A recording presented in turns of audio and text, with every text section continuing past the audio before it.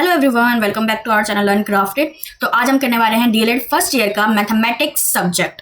Unit 1 और unit 2 हो चुके हैं मैथ्स के, ठीक है। अब हम बात करेंगे यूनिट 3 पे, जो है approaches to teach mathematics. Basically इस यूनिट पे आपको ये बताना है कि बच्चों को कैसे टीच कर सकते हैं, टीचिंग में कुछ एरर्स भी आते हैं वो कैसे कर सकते हैं, एरर्स को हम रेमेडीज के थ्रू सही कैसे कर सकते हैं, यही सब हमें जानने को मिलेगा, अप्रोचेस, मैथड्स एंड एक्सेट्रा, ठीक है। तो जिसको भी जानना है कि इसमें क्या क्या है क्या नहीं, ठीक है, तो ये वीडियो को अच्छे से पूरा देखना।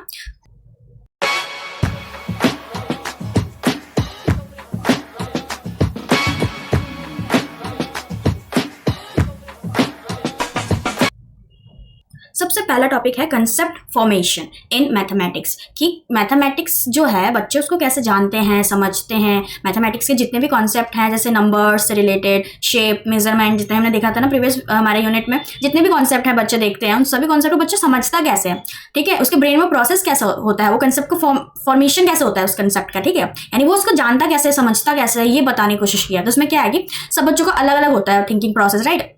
वो अपनी अलग अलग तरीके से सीखते हैं, तो इसका मतलब सारे बच्चों का अलग अलग एक पैटर्न है चीज़ों को फॉर्म करने का, राइट। तो हमें यही जानना है एज अ टीचर कि हर बच्चे का जो एक थिंकिंग प्रोसेस है वो अलग है।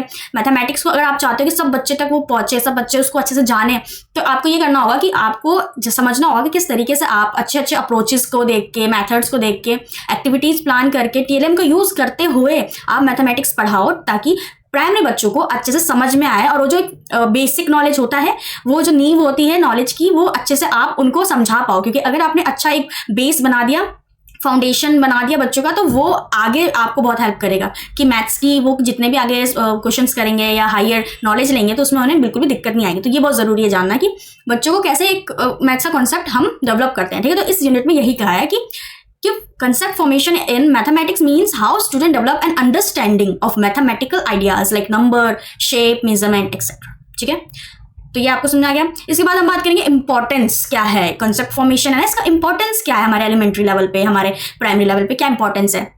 देखो, अगर बच्चों को अच्छे से कंसेप्ट क्लियर होगा तो जैसे मैंने आपको बताया, एक स्ट्रॉन्ग फाउंडेशन बिल्ड करेंगे हम बच्चों के लिए, जो कि उसको हाई लेवल की लर्निंग में बहुत हेल्प करेगा, ठीक है। साथ ही साथ में उसके क्या डेवलप होंगी, logical thinking, creative thinking, critical thinking, problem solving thinking, जितने भी हैं सब अच्छे से डेवलप होंगे, ठीक है। साथ ही में ये हेल्प करेंगे बच्चों को मैथ्स को अप्लाई करने में, डेली लाइफ में, अपने रोजमर्रा की जीवन में वो अप्लाई कर पाएगा मैथ्स को देख पाएगा, उसका यूज कर पाएगा, ठीक है। सब्जी लेने जा रहा है तो यूज कर रहा है वो, ओके। पैसों की लेन देन में यूज कर पा रहा है वो, ठीक है। कुछ कोई एक्टिविटी कर रहा है, ड्राइंग वगैरह कर रहा है, मैथ्स हर जगह, राइट, कुकिंग कर रहा है, मैथ्स हर जगह, तो इसलिए इसका यूज कर पाएगा। साथ ही में हम इंकरेज करेंगे मीनिंगफुल लर्निंग को, एक सिर्फ रट्टाफिकेशन नहीं करना है, हम एक मीनिंगफुल लर्निंग, समझो मैथ्स को, समझो, मैथ्स समझने वाली चीज़ है, राइट। तो मैथ्स को समझो, अप्लाई करो, सिर्फ रट्टाफिकेशन करने को नहीं कहना है हमें। तो ये भी बहुत अच्छा एक इंपॉर्टेंस है कि हम रट्टाफिकेशन को, रोड लर्निंग को हटाएंगे, खत्म करेंगे, और एक मीनिंगफुल लर्निंग के बच्चा खुद समझ रहा है, हर एक कॉन्सेप्ट को समझ रहा है वो, ठीक है। तो इसलिए ये बहुत जरूरी है कॉन्सेप्ट फॉर्मिंग, इसलिए इसका इंपॉर्टेंस अगर पूछेगा तो आप ऐसे लिख देना, ठीक है।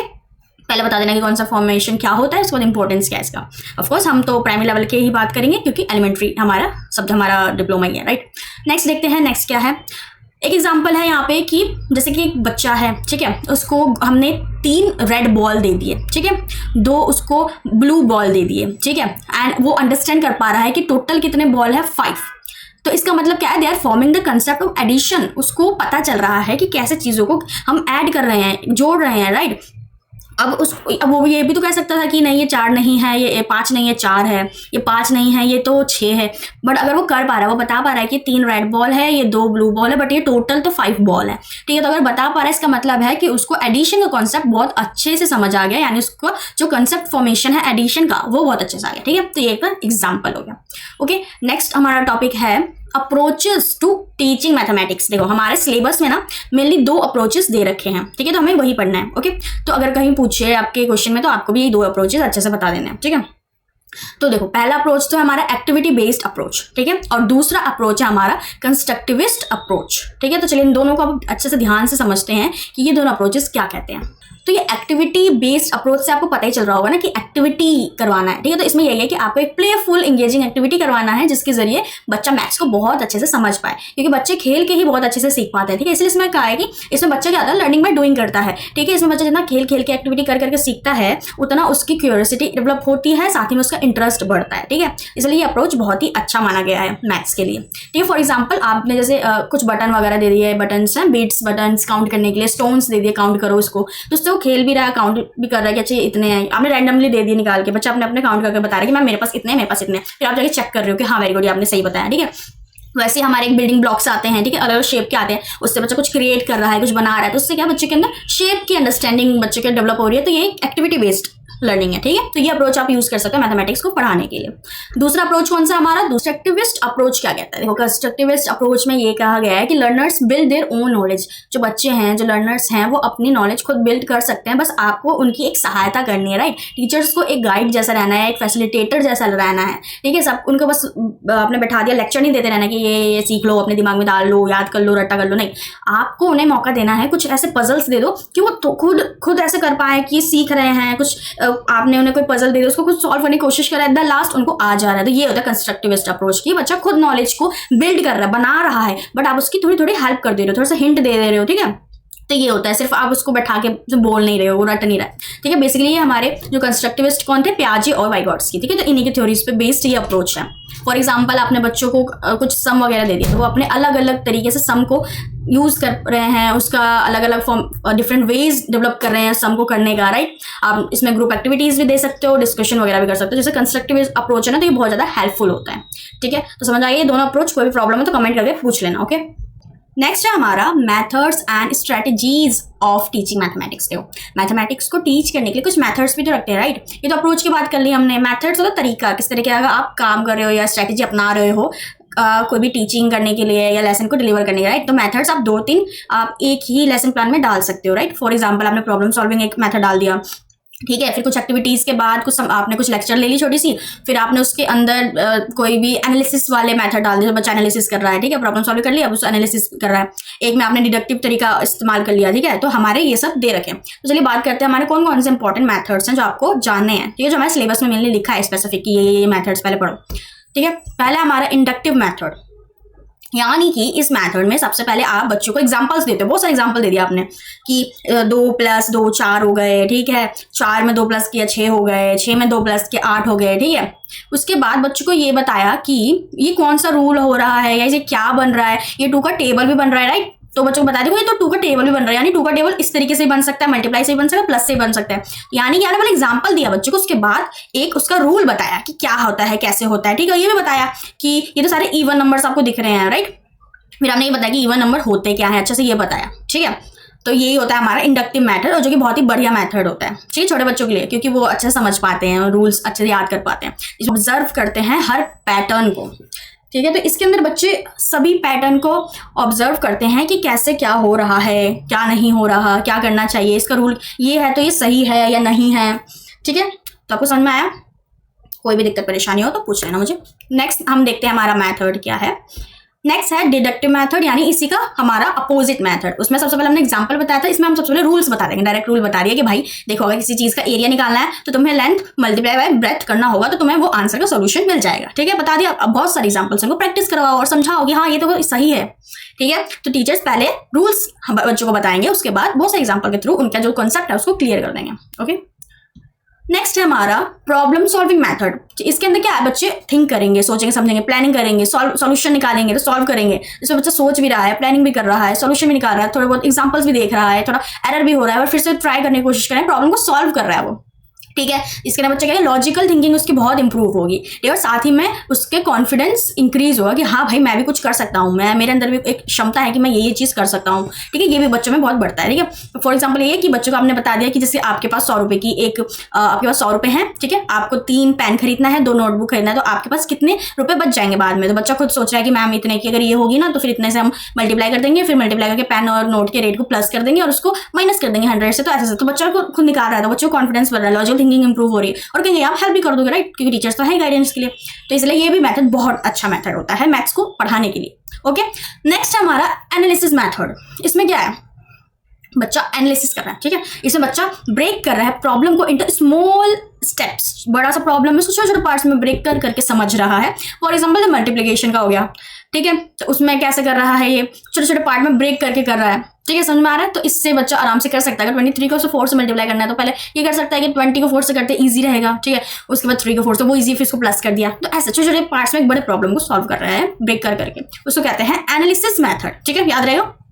नेक्स्ट क्या है, नेक्स्ट है हमारा इसी opposite synthesis method. Synthesis method में क्या होता है, combining steps to get final answer. छोटे छोटे पार्ट में कोई चीज़ें बटी हुई हैं, अब उसको बच्चा क्या कहता है, कंबाइन कर देता है, एक साथ ला देता है ताकि उसको फाइनल एक आंसर मिल जाए। फॉर एग्जाम्पल बच्चे को एडिंग करना है यूनिट्स को, टेंस को एंड हंड्रेड्स को to find out full number, पूरा नंबर उसको जानना है। जैसे आपके पास क्वेश्चन आएगा कोई, ठीक है, तो जैसे अलग अलग क्वेश्चन दे रखा है आपको, दे दिया कि find out the full number, और क्वेश्चन में लिखा है 210 1। अब आप क्या करोगे, 200 + 1 + 10 + 1 करोगे तो क्या आ जाएगा, 211, right.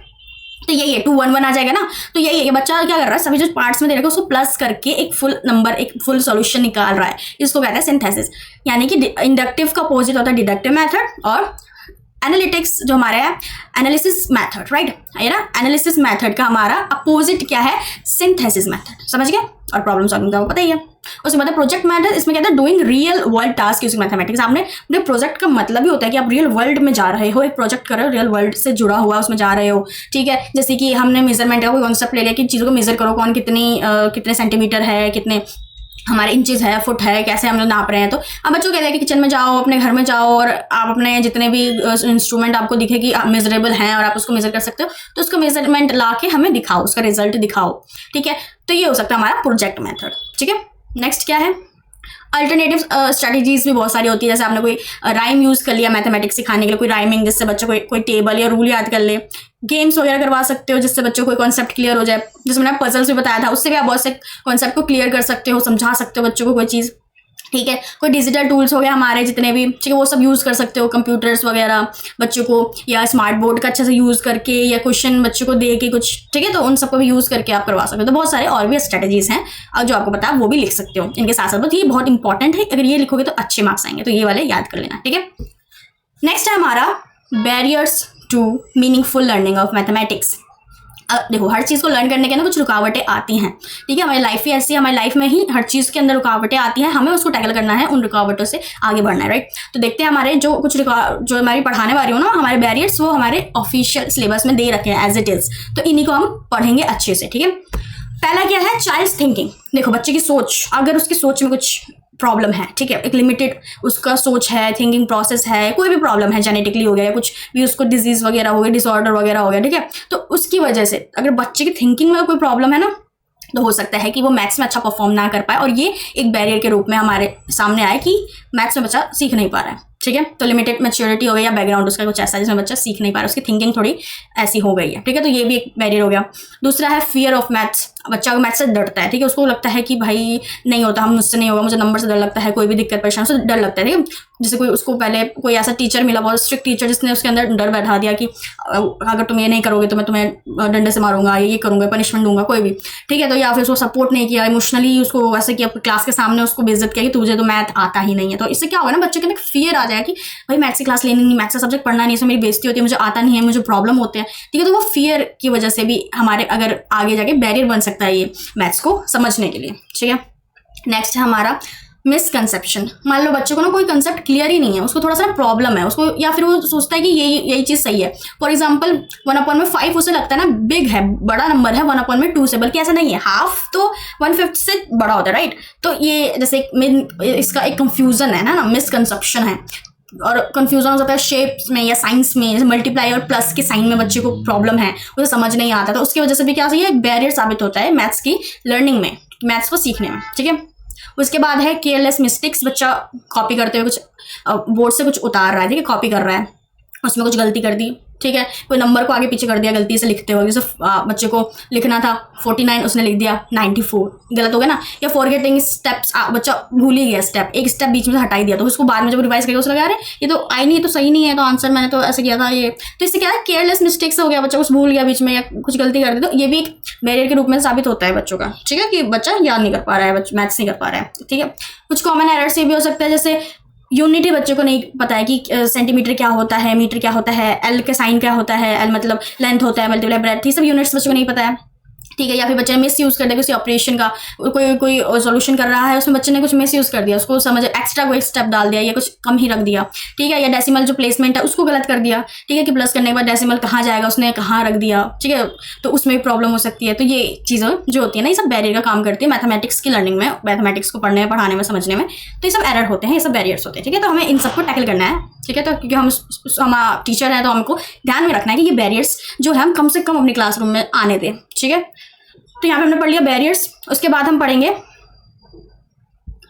Error analysis and remedial measurement, यानी अब हम ढूंढेंगे बच्चे क्या क्या गलतियां करते हैं और उन गलतियों को हम कैसे सुधार सकते हैं। सबसे पहले हम ये जानेंगे कि एरर एनालिसिस होता क्या है, ठीक है, कि इसमें मेनली हमें ये आइडेंटिफाई करना है कि मिस्टेक कहाँ हो रही है और किस पैटर्न में हो रही है बच्चे में, ठीक है, कहाँ कैसे किस तरीके से मिस्टेक्स कर रहा है, ठीक है। और हमें ये देखना है कि हम कैसे उसको जान के समझेंगे। आपने कुछ टेस्ट ले लिया छोटे मोटे, ठीक है, कुछ क्वेश्चंस पूछ लिए, ओरल क्वेश्चंस, आपको पता चल गया कि अच्छा मैंने ये क्वेश्चन पूछा तो मुझे ये आंसर बच्चे ने थोड़ा कंफ्यूज वे में दिया, ये थोड़ा गलत दिया, तो आपको उससे पता चल रहा है कि अच्छा उसकी कहाँ कंफ्यूजन हो सकती है। क्लासरूम में कोई वर्क दिया आपने, ग्रुप एक्टिविटी दी या वर्कशीट दी, ठीक है, इसी तरीके से ये सब देने से बच्चों को पता चल जाता है हमें कि कहाँ कैसे मिस्टेक्स हो रही हैं। ओके, अब हमें देखेंगे कि इंपॉर्टेंस क्या है एरर एनालिसिस की। देखो जब तक आप ढूंढोगे नहीं बच्चे की गलती कहाँ हो रही है, कमी कहाँ रहेगी, तब तक आप बच्चे की मैथ्स को ठीक कैसे कर पाओगे, राइट। इसलिए गलतियां ढूंढना बहुत जरूरी है। तो helps in identify specific area of confusion, आपको ये पता चलेगा कि आखिर कंफ्यूजन है किस एरिया में, स्पेसिफिक एरिया में कहाँ कंफ्यूजन है। आप उसी टॉपिक को वापस से समझाओगे, राइट। अब पूरा जैसे आपने 2-3 महीने निकाल दिए पढ़ाने में, आपको अब एक टॉपिक बच्चा है वो गलत कर रहा है बार बार, अब आप पूरे 2-3 महीने का सिलेबस फिर से थोड़ी ना कराओगे। आप ये जानोगे ना कि किस एरिया में बच्चा कंफ्यूज हो रहा है, डेसिमल में हो रहा है, फ्रैक्शन में हो रहा है, ये थोड़ी ना पूरा सिलेबस कराओगे। तो एरर एनालिसिस हमें बहुत ही हेल्प करते हैं, इसलिए बहुत इंपॉर्टेंट है कि हमारे जो बच्चों की कंफ्यूजन है किसी भी स्पेसिफिक एरिया में वो कम हो और वो हम ढूंढ पाए, ठीक है। Understand the thinking pattern of the child, बच्चे की सोच वो किस तरीके से सोच रहा है ये भी हमें पता चल जाएगा। एरर एनालिसिस में हमें पता चलेगा बच्चा सोच किस तरीके से रहा है, ठीक है, वो उसको क्या चीज़ कैसे दिख रही है, उसे हम अगर जब तक हम उससे बात नहीं करेंगे या हम एरर को एनालिसिस नहीं करेंगे अच्छे से, तो हमें पता चलेगा कि वो प्लस को इंटू समझ रहा है और इंटू के सिंबल को प्लस समझ रहा है, इसलिए वो आंसर्स को गलत कर रहा है, समझ रहे हो। साथ ही में हमें अलाउ करता है टीचर्स को कि plan a better remedial strategies, कि अगर जितना अच्छे से आपको पता हो ना कि कहाँ गलती है, किस एरिया में बच्चे को प्रॉब्लम आ रही है, तो उतने अच्छे से आप उसके लिए एक रेमेडियल स्ट्रेटेजीज बना पाओगे, उतने अच्छे से प्लान कर पाओगे, ठीक है। Improves feedback and personalise teaching, साथ ही में इससे क्या होगा, फीडबैक आप बहुत अच्छा दे पाओगे बच्चों को, ठीक है। इससे आपको पता हो ना कहाँ क्या मिस्टेक है, तो आप समझा पाओगे बच्चे ऐसे करना है, इसको एक बार और इसको करके देखो, ये होमवर्क है आपका, स्पेसिफिक अलग होमवर्क है। और ऑफकोर्स आप ऐसे पर्सनल कर रहे हो ना, तो एक पर्सनलाइज्ड आप टीचिंग दे रहे हो उसकी उस स्पेसिफिक बच्चों पे थोड़ा सा ज़्यादा फोकस करके, कि ताकि उसकी वो गलती को सुधारा जा सके और बाकी बच्चों की स्पीड में वो भी आ जाए, ठीक है। और साथ ही में अवॉइड रिपीटिशन, आपको सेम जो एरर बच्चा बार बार किए जा रहा है ना, तो वो रिपीटिंग बिहेवियर आप अवॉइड कर दोगे बच्चों के अंदर से, ठीक है। हमें तो यही एट द एंड हमें क्या चाहिए, एंड रिजल्ट हमें क्या चाहिए कि वो जो रिपीटिंग बिहेवियर है ना बच्चों का, एरर जो बार बार गलती कर रहे हैं, रिपीटेड कर रहे हैं, वो कम हो जाए या अवॉइड हो, ठीक है, खत्म हो जाए पूरी तरीके से, ठीक है। तो इसलिए इंपॉर्टेंट है। टाइप्स ऑफ एरर यहाँ पे देख लो, ठीक है, कि कैसे कैसे कौन कौन से टाइप्स हैं एरर के। देखो बच्चा कैसे, पहले तो कंसेप्चुअल हमारे बच्चा गलती कर देता है, कंसेप्ट में गलती कर देता है। बच्चे को लगता है कि 1/3 है बड़ा है 1/2 से, क्योंकि 3 तो बड़ा होता है 2 से, पर उसको ये कंसेप्ट में गलती है, उसको कंसेप्ट में प्रॉब्लम है, तो आपको कंसेप्ट सिखाना है। उसके बाद प्रोसीडियल एरर, यानी प्रोसेस में ही गलती है, कोई स्टेप उसको समझ नहीं है, स्टेप को गलत कर रहा है, मल्टीप्लीकेशन का एक स्टेप अगर वो गलत कर रहा है तो पूरा गलत हो जाएगा ना उसका आंसर, यानी उसको कोई स्टेप में प्रॉब्लम है, प्रोसेस में जो सोल्यूशन प्रोसेस है उसमें प्रॉब्लम आ रही है। तो उसके बाद है केयरलेस मिस्टेक, कि बच्चा कॉपी कर रहा है, ठीक है, 46 लेके उसने गलती से उसको 64 कर दिया, तो ये सब बच्चे को बोलना है कि बच्चे ध्यान से कॉपी करो, ध्यान से उतारो, ध्यान से लिखो, ठीक है। उसके बाद सिंबल में कंफ्यूजन हो सकती है, प्लस और मल्टीप्लाई की, कि अच्छा ये सिंबल क्या है, ये सिंबल क्या है, यूज है, या क्या कहते हैं, ठीक है। तो उसमें कंफ्यूजन होने को कहते हैं सिंबल कंफ्यूजन। और दूसरा हमारा लास्ट टाइप ये हो सकता है कि फॉर्मूला एरर, बच्चे को फॉर्मूला में ही गलती है, ठीक है, L इंटू में B होता है, उसको लगता है कि L प्लस B करना है, तो आंसर तो गलत ही आएगा, राइट। तो ये सब हमारे एरर होते हैं मैथ्स में। तो इसलिए एरर क्या होते हैं आपको पहले लिख देना, उसका इंपॉर्टेंस लिख देना, उसके टाइप लिख देना, ठीक है, ओके। अब हम बात करते हैं how to do error analysis step by step, कैसे करना है। देखो सबसे पहले क्या है, आपको बच्चे को ऑब्जर्व करना है। कोई भी क्लासरूम में आपने नोट्स बना रहा है, बच्चा वर्कशीट पे काम कर रहा है, टेस्ट वगैरह आपने लिया, ओरल कोई रिस्पॉन्स दे रहा है, ऑब्जर्वेशन आपने कर ली कि अच्छा ये शायद इसमें बच्चे ने गलत किया, ये ठीक है। उसको क्या आइडेंटिफाई करना मिस्टेक्स को, ठीक है, कि ये रेगुलर पैटर्न में बच्चा गलती किए जा रहा है बार बार, एक बार हो गया 2 बार बच्चा, यानी कि बच्चों को कुछ प्रॉब्लम है। उसके बाद क्या करेंगे आप, क्वेश्चन पूछेंगे बच्चे से कि क्या तुमको ये लिखने में प्रॉब्लम आ रही है, समझने में प्रॉब्लम आ रही है, ठीक है, और अंडरस्टैंड करेंगे कॉज को, क्यों ये जो कंसेप्ट का गैप है या कंफ्यूजन या फियर बच्चे में आ गया क्यों है, उसके बाद क्या है एक अच्छा सा रेमेडी बच्चों को देंगे ताकि उसका एरर जो है वो खत्म हो और बच्चों को हर चीज़ समझ में आए। ठीक है, तो ये प्रोसेस है, तो ये समझना आपको जरूरी है, स्टेप तो आप लिख ही जाओगे। ठीक है, फॉर एग्जाम्पल यहाँ पे है कि आपने प्रॉब्लम दे दी बच्चे को कि 23 + 19 करना है आपको। ठीक है, बच्चे ने आंसर क्या दिया 32। अब आप एनालिसिस करोगे कि ये आंसर क्यों दिया बच्चे ने। फिर आपने देखा कि बच्चे ने जो टेंस को था उसको तो ऐड कर दिया, पर उसने कैरी जो फॉरवर्ड करते हैं ना, कैरी लेते हैं एक नंबर को, वो तो इसका मतलब आपको पता चल गया कि बच्चों को कैरिंग में मिस्टेक कर रहा है, बच्चे को कैरिंग लेना नहीं आ रहा है, या बच्चे को जो कैरी लेते हैं वो पता ही नहीं है कि हाँ भाई हमें वो कैरी भी लेना होता है ऊपर से। ठीक है, उसका वन इधर जाना होता है, ऐसे करना होता है, तो वो उसको नहीं, तो आपको पता चल गया, आपने एनालिसिस किया, आपको पता चल गया। ठीक है, तो आपने कंक्लूजन में क्या पहुंचे कि तो child does not understand carry over in addition, की कैरी ओवर कैसे करता है वो समझ। अब उसको रेमेडी दे दो अच्छे से, उसको किसी एक्टिविटीज के थ्रू, पीयर लर्निंग के थ्रू, कोई भी आप पर्सनलाइज टीचिंग के थ्रू उसको बता दो कि भाई कैरी फॉरवर्ड भी करना होता है, आगे नंबर जाता है ऊपर से ऐसे ऐसे। ठीक है, तो रेमेडी दे दो अपने तरीके से, उसको समझा दो। ठीक है, ब्लॉक्स वगैरह के थ्रू जितने भी हमारे टेंस के नंबर्स कैसे जाते हैं नंबर लाइन के थ्रू। ठीक है, समझ आ गया। तो ये हमारा पूरा एनालिसिस। अब हमें देखते हैं कि रेमेडियल टीचिंग्स क्या होती है, उसमें हम क्या करते हैं। देखो बेसिकली क्या होता है, एक्सप्लेन करना होता है कॉन्सेप्ट को against with a simple method. कि अगर बच्चों को कॉन्सेप्ट आया ही नहीं तो रेमेडियल टीचिंग में आप क्या करोगे, सेम वैसा ही जैसे आपने पहले पढ़ाया था वैसे थोड़ा पढ़ाओगे, आप थोड़ा और एफर्ट लगाओगे, थोड़ा और सिंपल कर दोगे आप अपनी भाषा को, अपने तरीके को, ताकि बच्चा और अच्छे से समझ पाए। ठीक है, यूज करोगे रियल ऑब्जेक्ट्स टू एक्सप्लेन। अब बच्चे को समझ नहीं आना, बच्चे को थोड़ा एग्जांपल्स दो, थोड़े रियल ऑब्जेक्ट्स ला के दिखाओ कि देखो ये ऐसे हो रहा है, ये ऐसे हो रहा है। ठीक है, साथ में बच्चे के और भी दोस्त होंगे, उनसे भी बच्चों को कह सकते हो चलो कि आप दोनों मिलकर एक बार ट्राई करो, समझाने की कोशिश करो, ग्रुप एक्टिविटी कराओ, ताकि बच्चे को और अच्छे समझ आए। दोस्तों से बच्चे और अच्छे समझ पाते हैं, ऐसा होता है।